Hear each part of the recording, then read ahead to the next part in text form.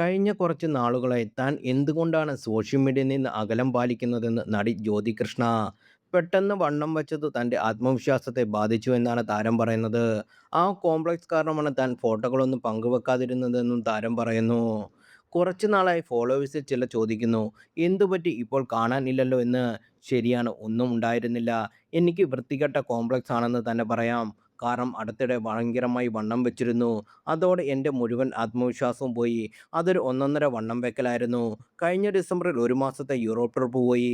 തിരിച്ചു വന്നപ്പോൾ ഞാൻ ആ സത്യം മനസ്സിലാക്കി. 4 കിലോ കൂടിയിട്ടുണ്ട്. ഭാരം കുറയ്ക്കാം, അത് വലിയ ബുദ്ധിമുട്ടുള്ള കാര്യമൊന്നുമല്ല എന്ന് വിചാരിച്ചു. 76 കിലോ ആയിരുന്നു. അപ്പോഴാണ് റമദാൻ വന്നത്. ഇത്രയും നല്ല സ്നാക്സൊക്കെ കിട്ടുന്ന ടൈമല്ലേ, അടുത്ത മാസം കുറയ്ക്കാമെന്ന് കരുതി. റമദാൻ പകുതി ആയപ്പോഴത്തേക്കും യുദ്ധം വന്നു. സ്ട്രെസ്സായി.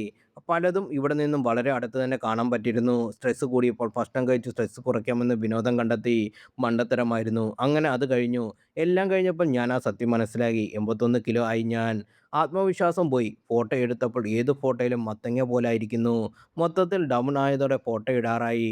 മുഖത്ത് ഒരുപാട് മാറ്റങ്ങൾ. ഈ കറുത്ത പാടുകൾ എവിടെ നിന്ന് വന്നുവെന്നറിയില്ല.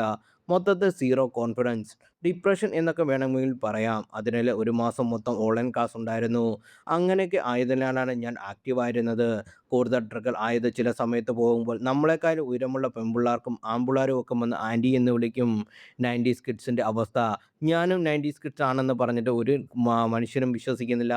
എൻ്റെ ആധാർ കാർഡ് അടക്കം ഞാൻ കാണിച്ചു തരാം.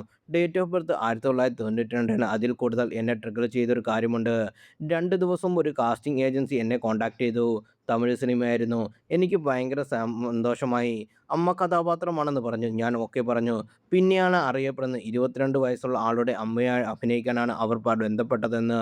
കുഴപ്പമൊന്നുമില്ല. പക്ഷേ ഇപ്പോഴാണ് അത് ചെയ്യേണ്ട ആവശ്യം എനിക്കുണ്ടോ എന്ന് ഞാൻ ആലോചിച്ചു.